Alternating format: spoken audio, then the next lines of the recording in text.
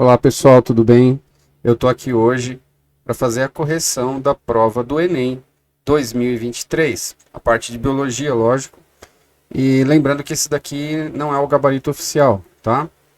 Eu acabei de pegar a prova e montei aqui uns slides com as questões e vamos dar uma olhadinha. Foi uma prova muito conteudista, um pouquinho até fora dos padrões do Enem.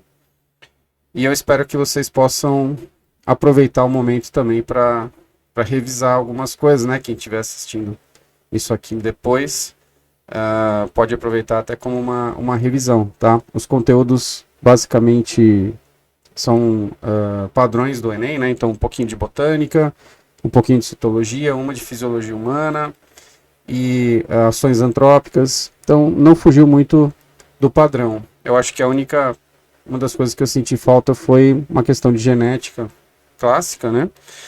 E vamos dar uma olhadinha agora mesmo nessas questões.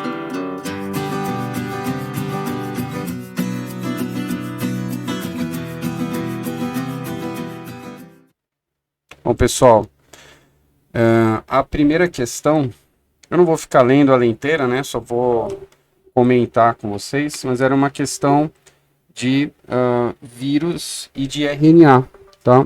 Algo que eu bati na tecla com meus alunos que cairia alguma coisa nesse sentido, tá? Então, entender um pouquinho de DNA, mas uma coisa muito básica. Então, ele tá falando aqui da vacina de RNA, né? E que esse RNA, ele é colocado dentro de uma estrutura que é formada por lipídios e que daí ele acaba indo parar dentro da célula. Tá? Então vocês podem ver aqui, ó, que o RNA ele está dizendo que é uma coisa muito instável, né, uma molécula muito instável, que daí ele é recoberto por uma capa de lipídios, e essa capa de lipídios favorece a sua ação, evita a degradação e favorece a ação. Na verdade, vocês sabem como a membrana da célula é fosfolipídica. Se você coloca o RNA dentro de pequenas esferas de lipídios, ele consegue atravessar para o interior da célula, né?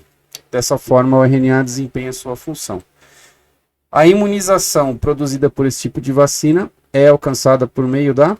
Então, o aluno tinha que saber um pouquinho de imunização e um pouquinho de como o RNA mensageiro vai funcionar dentro da célula.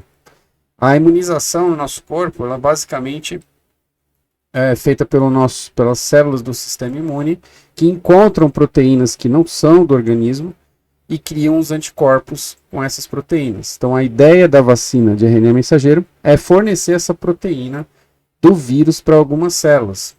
E como que é feito isso? Vocês lembrarem do dogma central da biologia, né? Quem que lembra do dogma aí?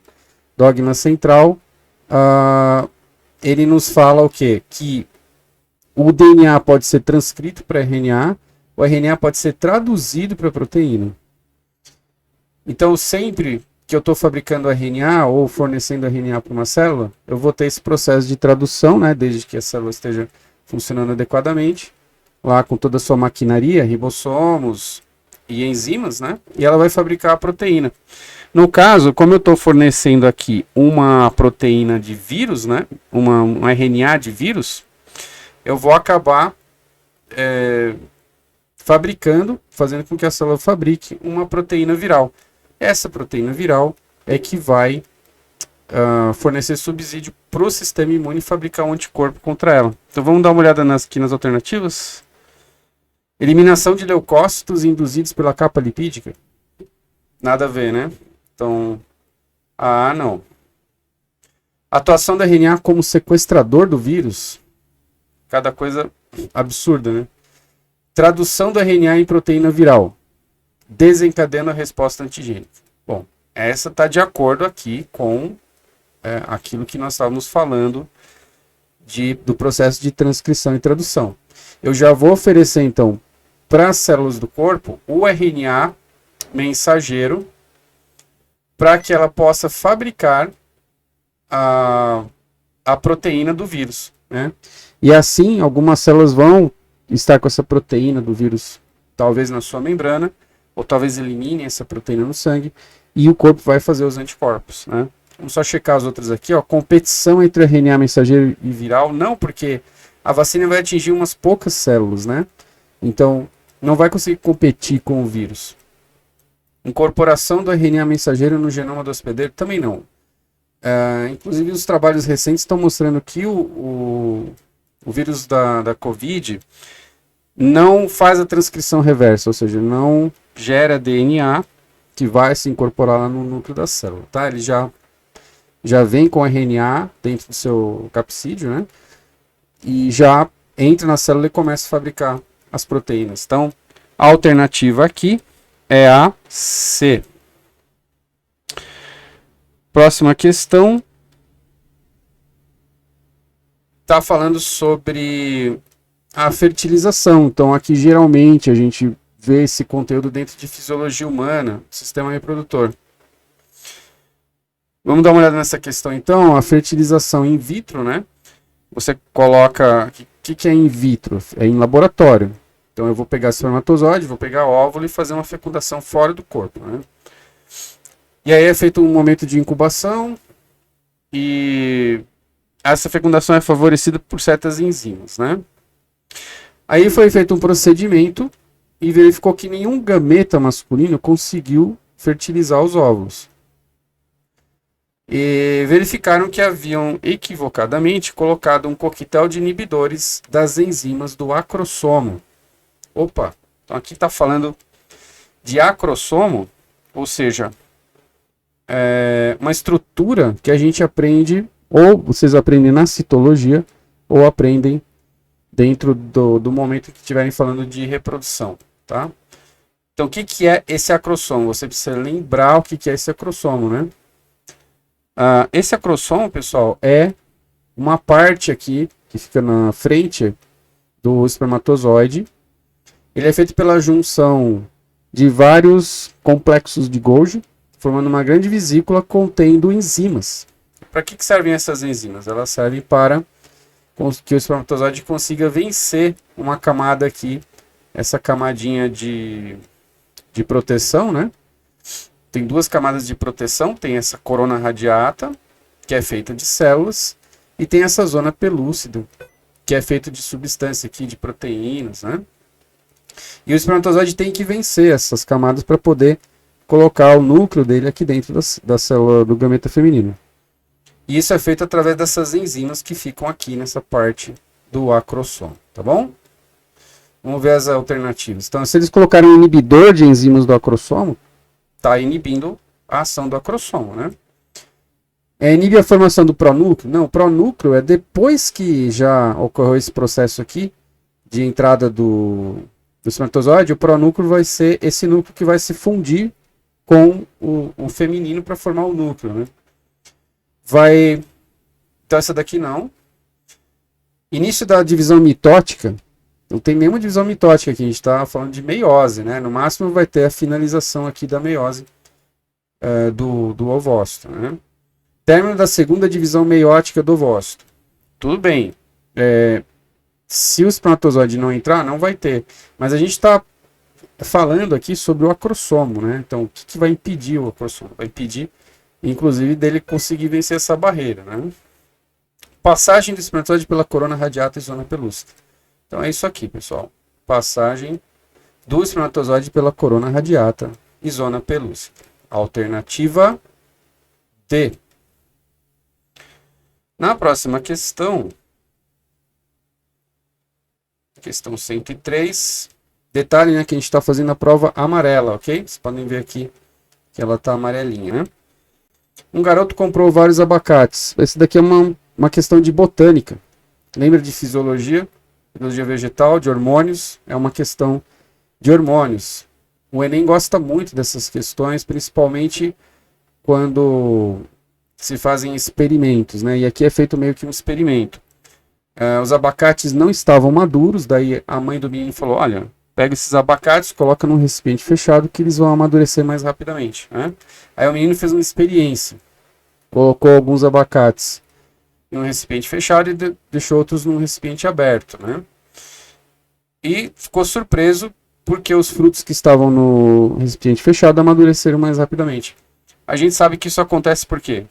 Porque os frutos liberam um hormônio volátil que é chamado de etileno, tá?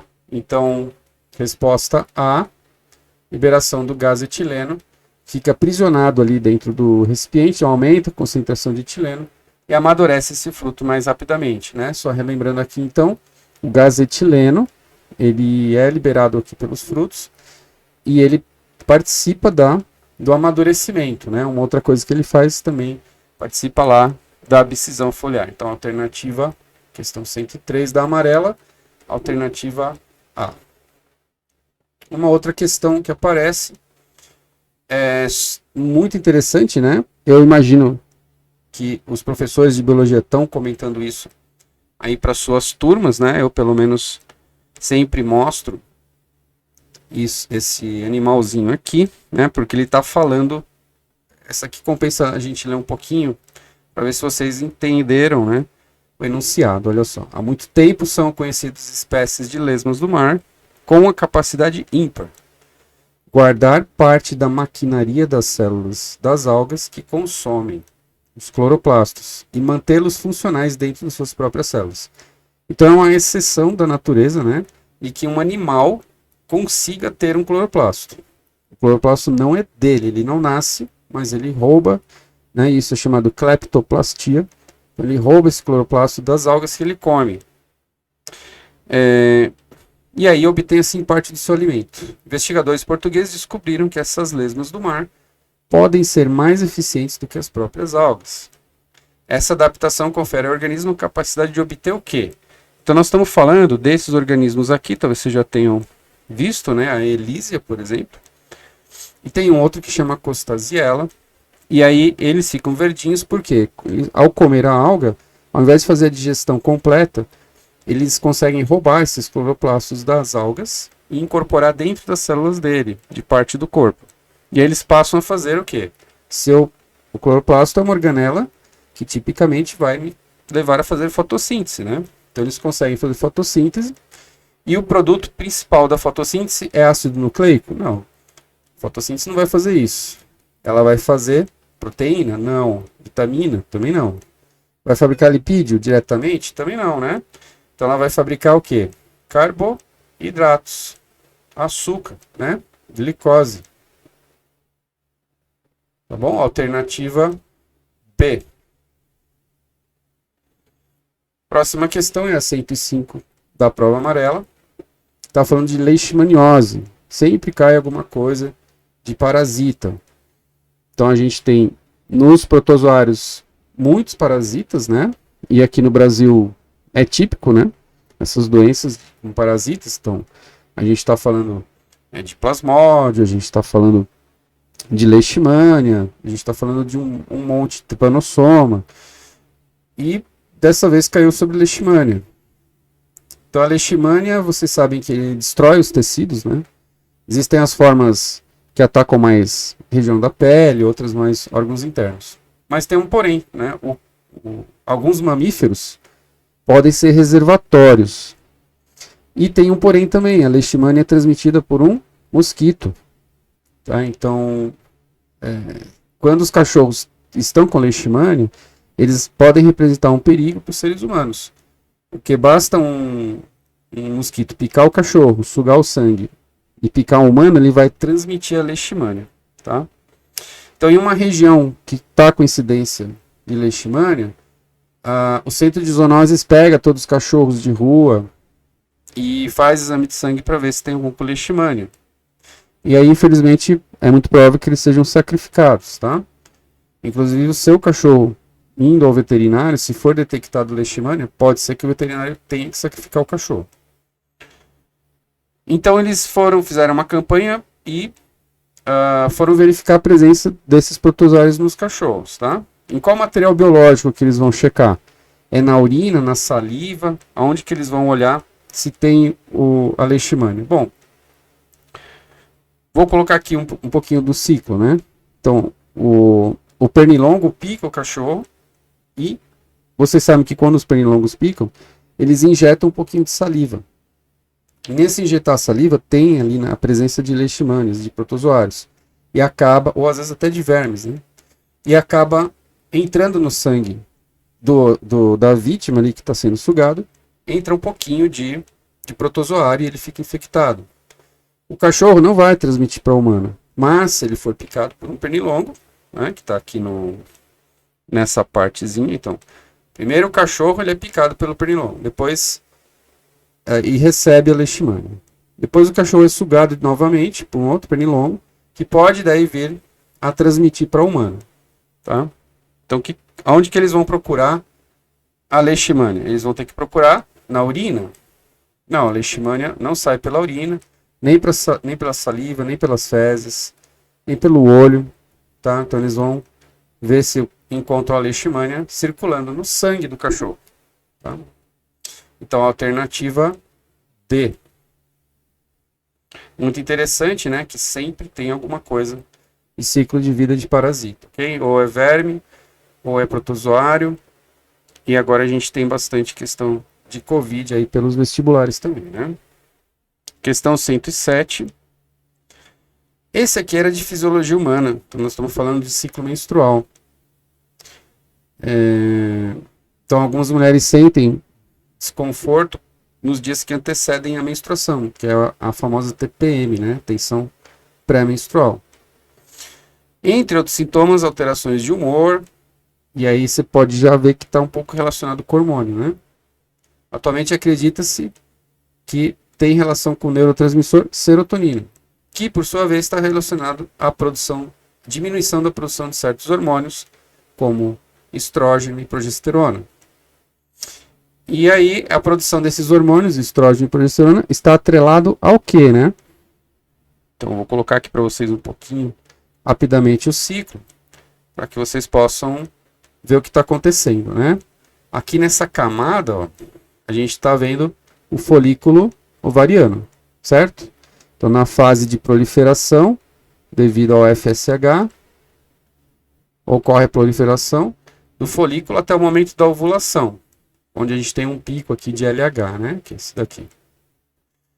Depois a gente entra numa fase lútea do ciclo, onde o folículo, né? Que já teve o óvulo expulso aqui no dia da ovulação, é o 14º dia do ciclo, ele se transforma em corpo lúteo. E esse corpo lúteo aqui que vai produzir mais estrogênios e progesterona, tá?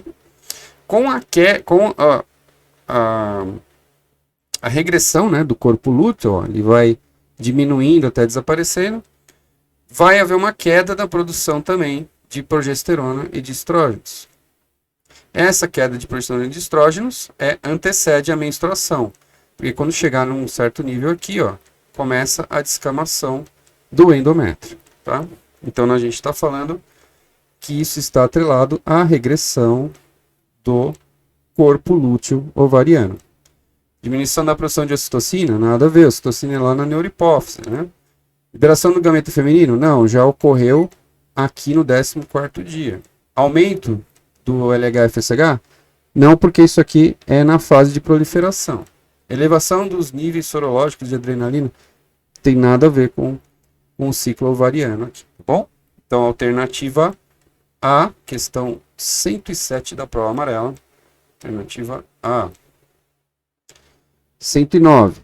Durante a evolução das plantas ocorreu uma transição do ambiente aquático. Isso é outra coisa que absolutamente a gente bate na tecla, que é mais importante nas plantas saber a transição delas para a terra, né? E aí, só que essa questão aqui eu achei que estava um pouquinho mais difícil, que talvez o aluno teria que ir para uma camada a mais, né? Por quê? Geralmente nós estamos falando que a conquista do ambiente terrestre se deve basicamente a uma redução muito grande do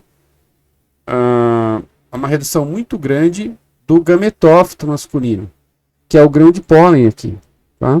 E aí o grão de pólen, ele pode ser levado pelo vento ou carregado por outro animal e não depende mais da água para fecundação. Então, se eu não dependo mais da água para fecundação, eu tenho a conquista do ambiente terrestre definitivo.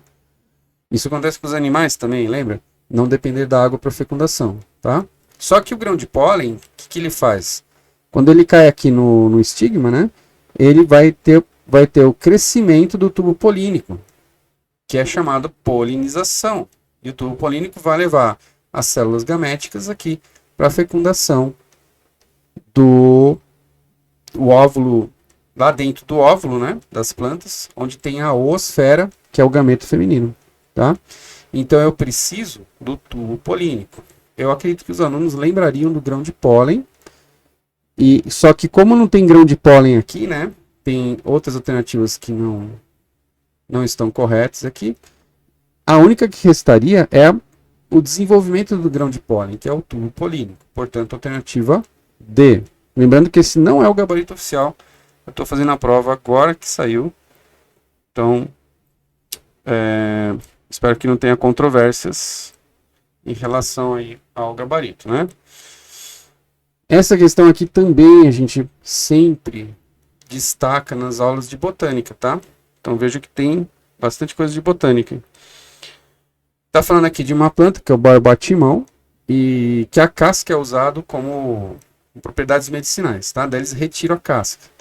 Só que é o problema, quando você vai retirar a casca de uma árvore, se você aprofundar muito, acaba retirando uma parte mais externa ali, que está abaixo da casca, que é onde está o floema, né? A extração da casca tem levado à morte de muitos indivíduos da espécie, quando o corte retira o anel completo ao longo da circunferência. É o famoso anel de Malpighi, que é esse daqui, ó. Fica nessa situação, tá vendo? Retira-se um anel aqui da parte externa.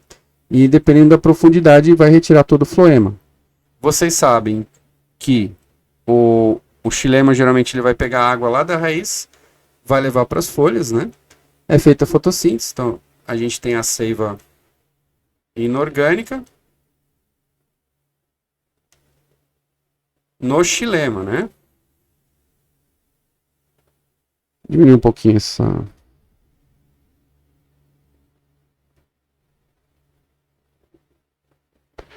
A gente tem a seiva inorgânica lá no xilema e depois que é feita a fotossíntese, é redistribuído para toda a planta através do floema.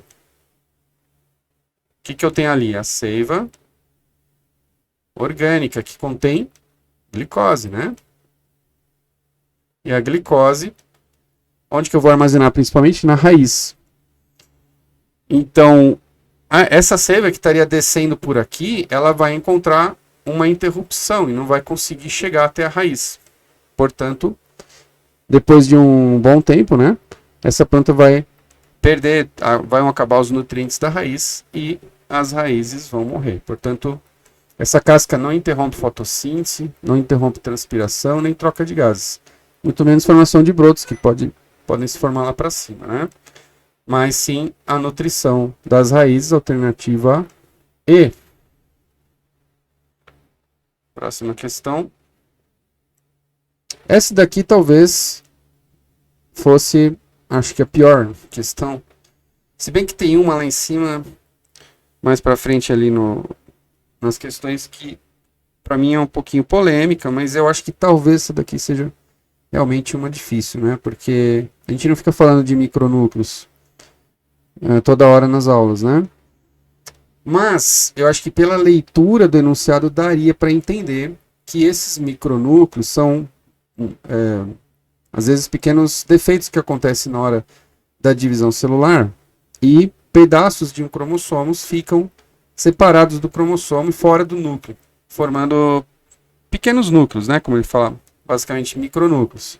Então, na hora de fazer a divisão celular, pode ser que, além do núcleo, fique alguns micronúcleos aqui, com pedacinhos de cromossomo que acabaram sendo puxados para dentro desse micronúcleo. Isso vai dar um problema grande na célula e, dependendo, ela vai perder o controle do ciclo celular, formando câncer, né?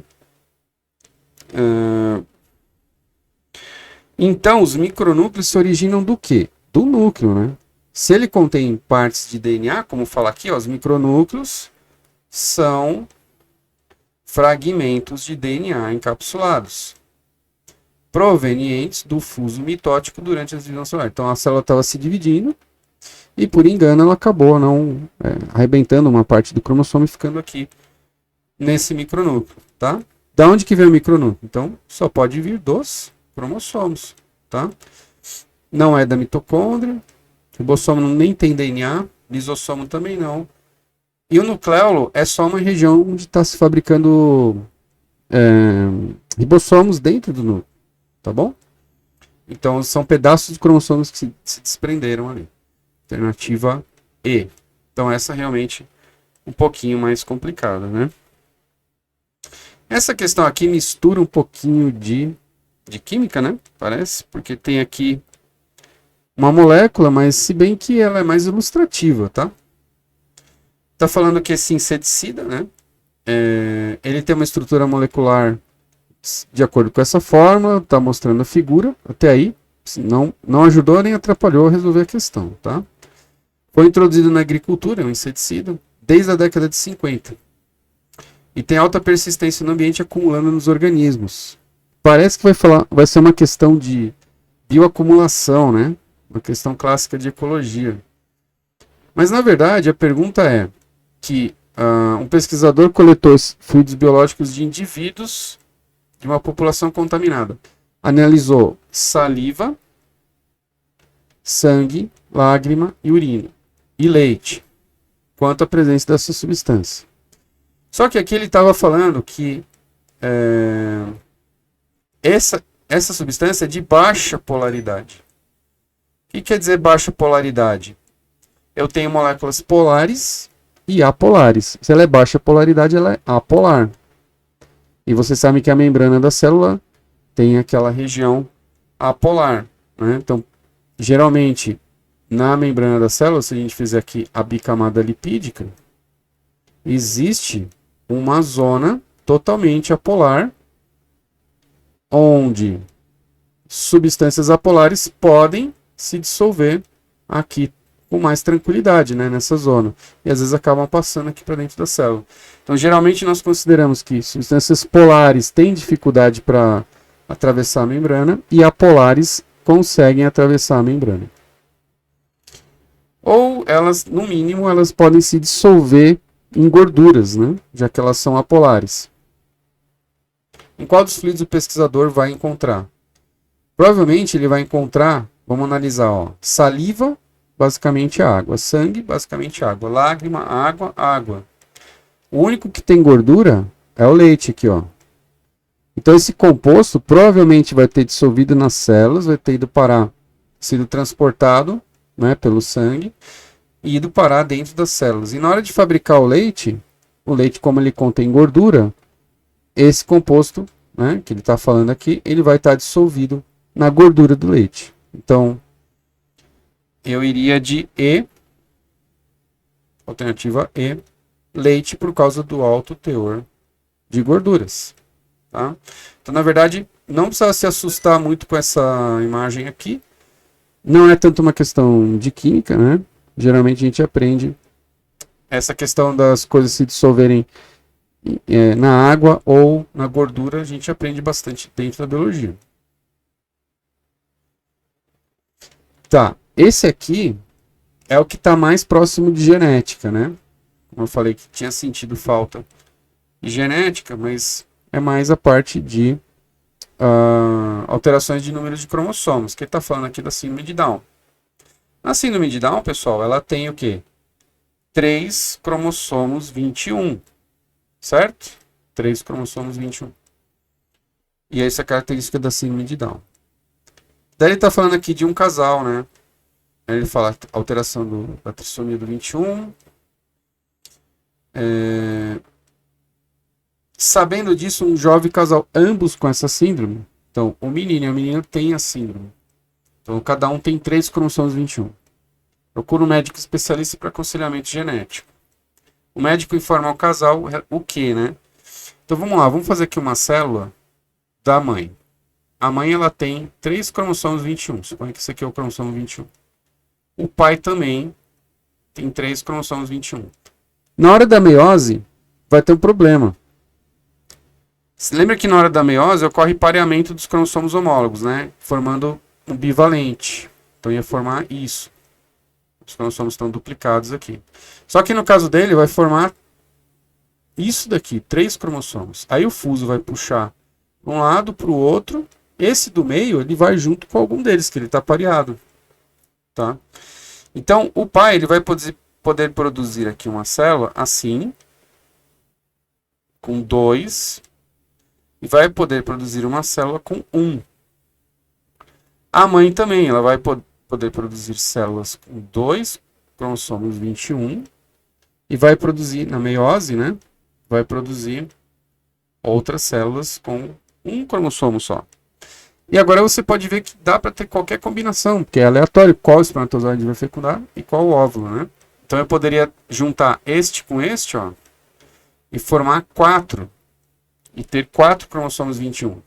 Provavelmente vai ser inviável esse embrião, né? Eu poderia juntar esse com esse e formar alguém com síndrome de Down, 321. E eu poderia juntar este com este e ter uma pessoa normal. Então olha que interessante. De um casal com síndrome de Down pode nascer uma criança normal, mas também pode nascer uma tetraploide com 4 cromossomos 21. Né? E pode nascer com 3 também. Então nós temos que pensar na alternativa E. Pode aparecer uma criança normal, uma trissômica e uma tetrassômica, tá bom? Talvez esse daqui tenha um pouquinho de dificuldade porque ninguém fica falando de tetrassomia no caso da Down, né? Vocês entendem que é trissomia.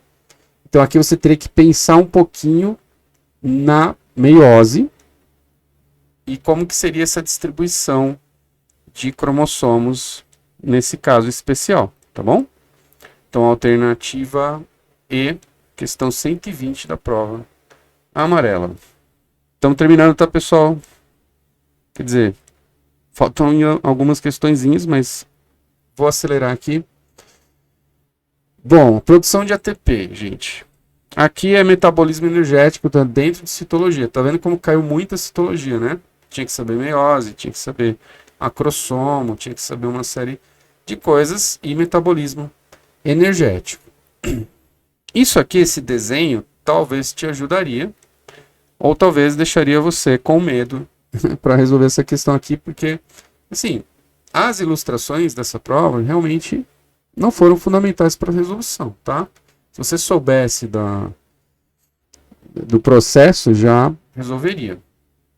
Estou falando da produção de ATP, daí você tem que lembrar que na produção de ATP ocorre um ciclo, né, entre o NADH e o NAD+, que um é convertido no outro no meio de todo esse processo aqui. Tá? E para ocorrer a síntese de ATP, o que está acontecendo? O NADH está sendo convertido em NAD+. Ele é fabricado numa parte do ciclo, né? É feito isso aqui. E depois, na hora de fabricar o ATP, esse prótonzinho aqui, ele tem que sair. Vai acontecer lá na crista da mitocôndria. Ele vai ser jogado por espaço intermembranas. Depois, ele vai ser criado um gradiente de prótons, né? E aí ele vai voltar para o interior da mitocôndria através da proteína ATPase, e aí que vai gerar o ATP. Se eu usar cianeto, e é muita coincidência que outro dia eu estava falando de venenos em uma das minhas séries, né? Justamente porque alguns eles são bloqueadores da respiração celular. E a gente estava falando de respiração e de transporte ativo, né? E aí esse cianeto, o que ele faz? Ele tem alta afinidade pelo Fe3. O Fe3 faz parte aqui desse citocromo, tá vendo? Ó? Então, a hora que ele grudar, o cianeto gruda aqui no Fe3 e essa parte para. Vocês podem ver que está tudo interligado. Se essa parte parar, vai parando tudo isso aqui e para essa daqui também. E para também a produção de ATP, claro. Então, ele é um veneno, né, esse cianeto. Daí ele fala aqui, ó, bloqueando a cadeia respiratória.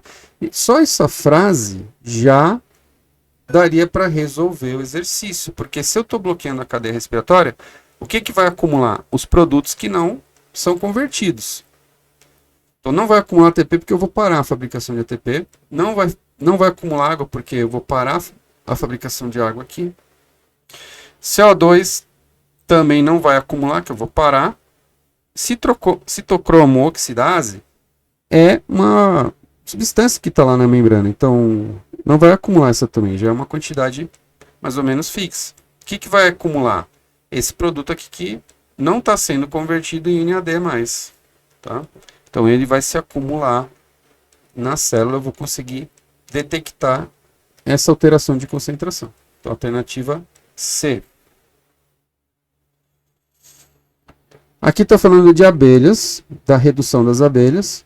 É um problema hoje no mundo, né? No Brasil também.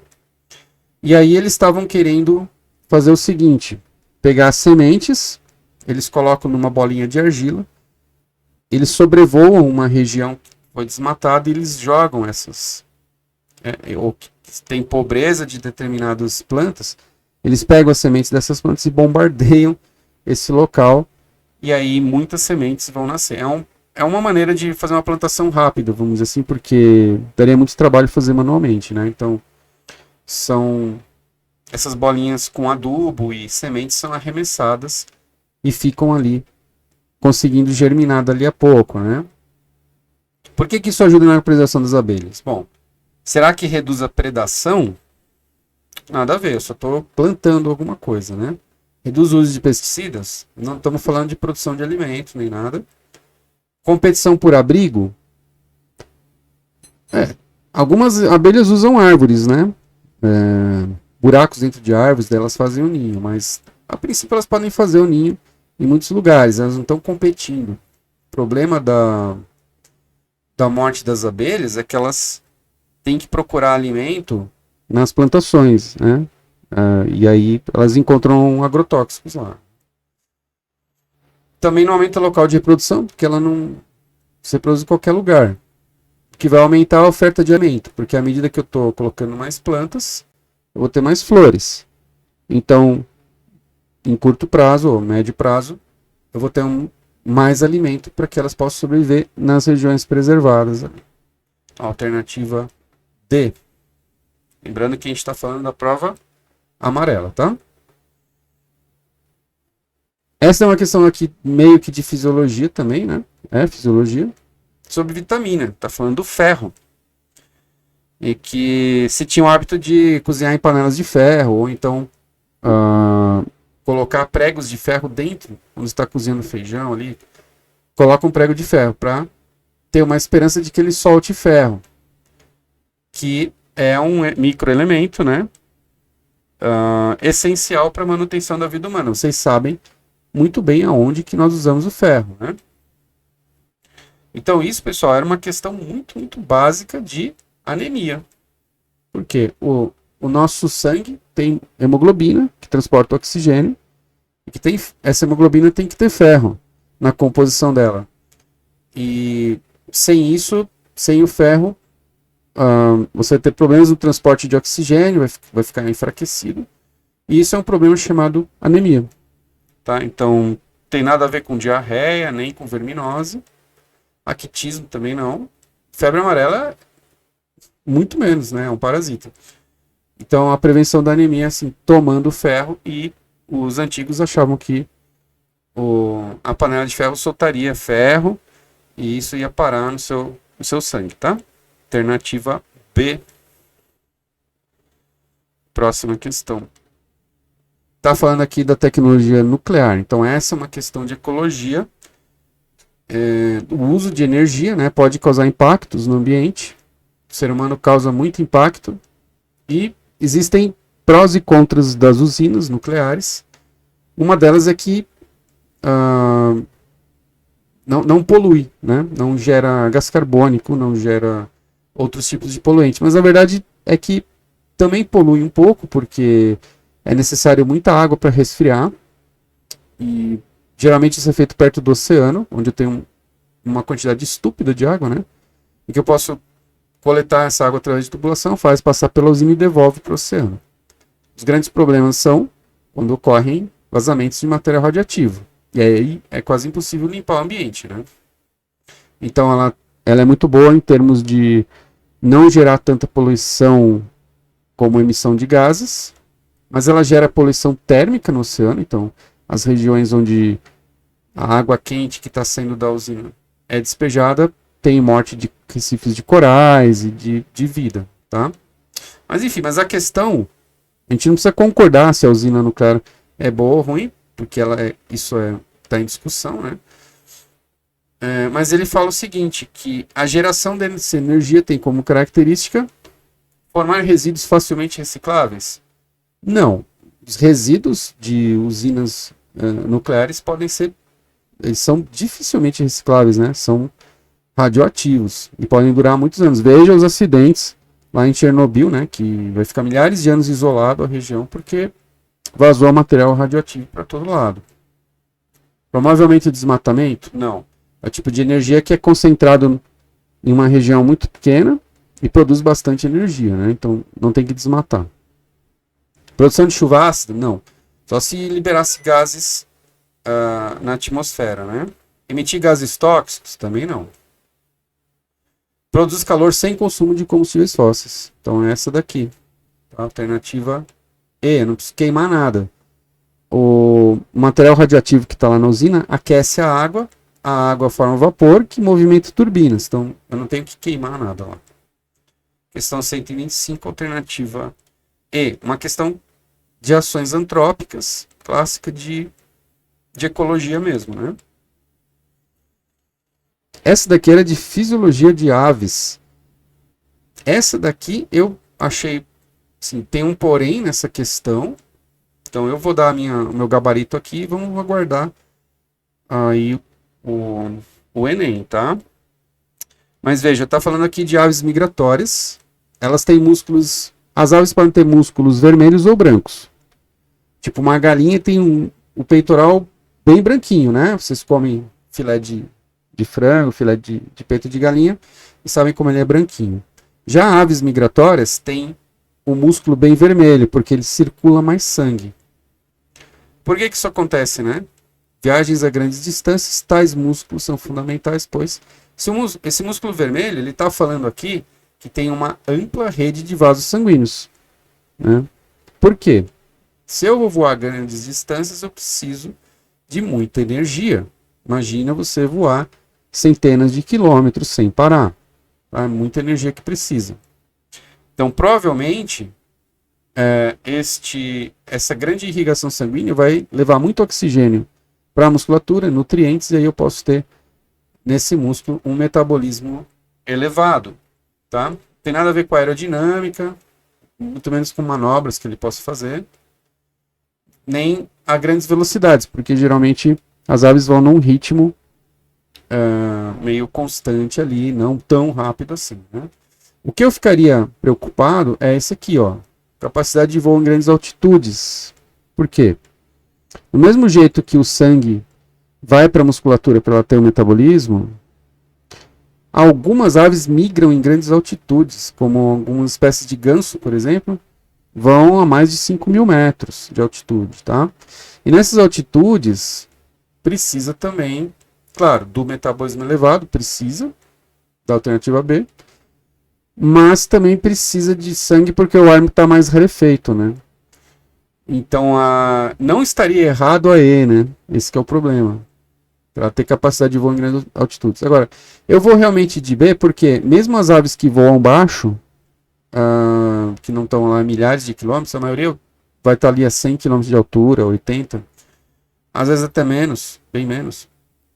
Elas também precisam aqui do metabolismo elevado e não é por causa da altitude. É porque elas vão percorrer grandes distâncias por muito tempo sem parar de movimentar a musculatura, tá bom?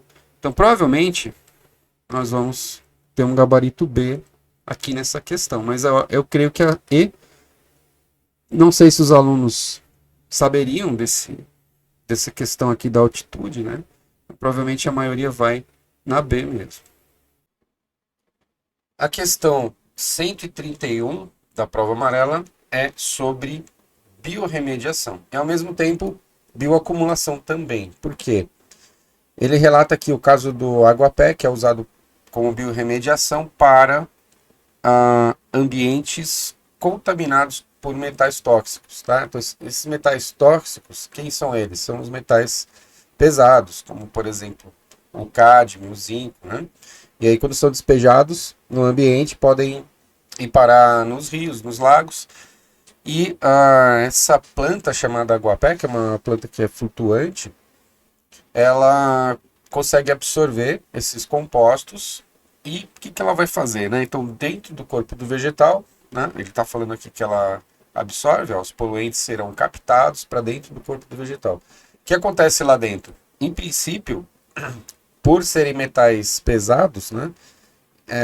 Não tem muito o que a planta fazer. Esses metais vão acabar ficando presos ali nos tecidos da planta, tá? Então, o gabarito aqui provavelmente vai ser B também. E aí o que acontece? Você cria um outro problema, que é agora o que você vai fazer com esses aguapés que estão cheios de metais pesados, tá?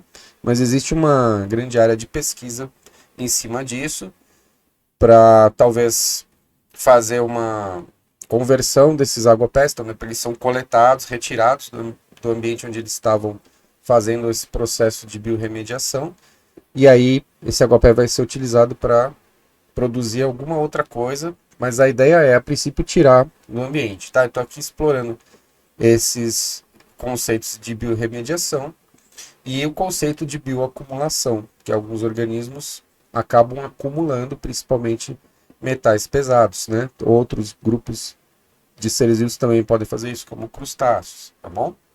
Então essa é a questão 131.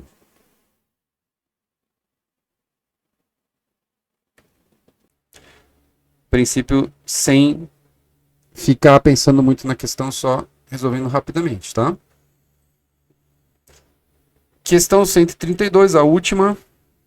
Uma de ciclo de nitrogênio. Sempre cai ciclo biogeoquímico. E principalmente de nitrogênio, tá? No Enem. Parece que eles gostam bastante. Então tá aqui um pedacinho do ciclo de nitrogênio.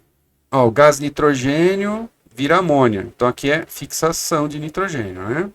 Aí a gente tem nitrificação, nitratação. Tem desnitrificação. E aqui, detritos para amônia, né? Seria decomposição. Morreu alguma coisa, esses detritos. Ou alguém fez xixi, por exemplo, né? Urinou ali na terra, um animal passou, soltou sua urina, ele vai sofrer decomposição, vai virar amônia. Se um grupo de micro-organismos decompositores fosse exterminado, qual etapa não ocorreria? Bom, não ocorre a decomposição, então etapa 2, alternativa B. E é isso, pessoal, já finalizando aqui com vocês, né? Enfim, a gente corrigiu todas as questões de biologia do Enem em 2023, com alguns comentários rápidos, tá? Isso é uma correção rápida, sem muito compromisso, com muitos detalhes, né? E aí, espero que os gabaritos estejam todos ok e que vocês tenham ido bem nessa avaliação. Um abraço, pessoal. Até a próxima.